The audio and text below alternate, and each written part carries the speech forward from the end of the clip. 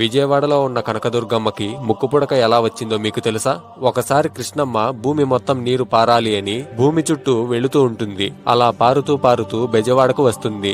సముద్రంలో కలవడానికి వెళ్తున్న కృష్ణవేణి నదికి దారి మధ్యలో ఇంద్రకీలాద్రి పర్వతం అడ్డు తగిలింది.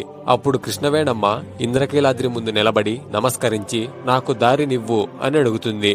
దానికి ఇంద్రకీలాద్రి పర్వతం ఇలా అంటుంది, నేను ఎన్నో సంవత్సరాల పాటు తపస్సు చేయడం వలన దుర్గమ్మ నా భక్తిని కరుణించి ఇప్పుడు నాపై కొలువై ఉంది. ఇప్పుడు నీకు దారినిస్తే నువ్వు ఇంద్రకీలాద్రికి ఏం చేస్తావో ఏమో. నా తల్లి దుర్గమ్మ ఇబ్బంది పడే ఏ పని నేను చెయ్యను అని అంటుంది.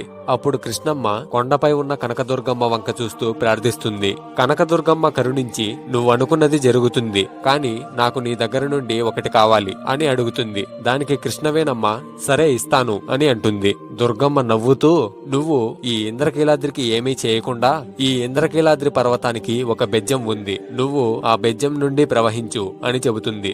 దానికి కృష్ణవేణమ్మ అంగీకరించి నీకు నా దగ్గర నుండి ఏం కావాలి అని అడగగా దుర్గమ్మ నవ్వుతూ నాకు నీ ముక్కుపుడక బాగా నచ్చింది, దాన్ని నాకు అరువుగా ఇవ్వవా అని అడుగుతుంది. కృష్ణవేణమ్మ సరే అని తన ముక్కుపుడకని దుర్గమ్మకి అరువుగా ఇస్తుంది. ఇచ్చిన తర్వాత ఇలా అంటుంది, ఈ కలియుగం అంతమయ్యే సమయంలో నేనే కొండ మీదకు ఎగసి నా ముక్కుపుడకను తీసుకుంటాను అని చెప్పి ఇంద్రకీలాద్రికి ఉన్న బెజ్జం ద్వారా ప్రవహించి సముద్రంలో కలిసిపోతుంది. జై కనకదుర్గమ్మ అని కామెంట్ చేసి ఛానల్ కి సబ్స్క్రైబ్ చేసుకోండి.